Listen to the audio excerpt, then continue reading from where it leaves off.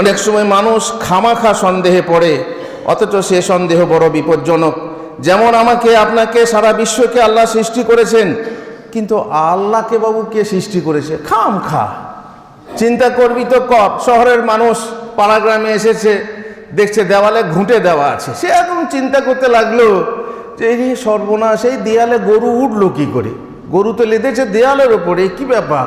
এই দেয়ালে গরু উঠলো কি করে? চিন্তা করার কাজ নেই, নাই কাজ খই ভাজ।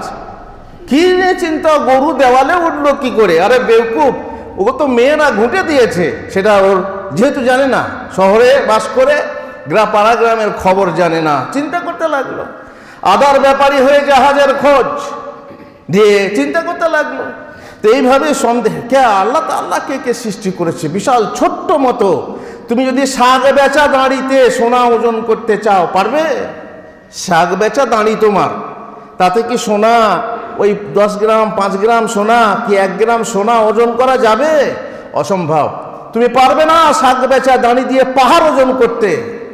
সুতরাং তোমার এই ছোট্ট দিমাগ দিয়ে তুমি এত বিশাল কি চিন্তা করবে, খামাখা সন্দেহ করবে, এটা তোমার উচিত নয়। আল্লাহকে কে সৃষ্টি করেছে, তখন তোমার উচিত হচ্ছে আল্লাহর কাছে শয়তানের জন্য শয়তান থেকে পানাহ চাওয়া। আউযু বিল্লাহি মিনাশ শাইতানির রাজিম, আমানতু বিল্লাহি ওয়া রাসূলিহি। এই যে সন্দেহ, আল্লাহকে কে সৃষ্টি করেছে? কারণ আমরা জানি আল্লাহ নিজেই এসেছেন, তিনি হচ্ছেন আল-আউয়াল, তিনি ছিলেন আর তিনি থাকবেন, তিনি হচ্ছেন আদি, তিনি হচ্ছেন অনন্ত। সুতরাং আমরা কেন খামখা সন্দেহে পড়ি? খামখা সন্দেহ করা যাবে না।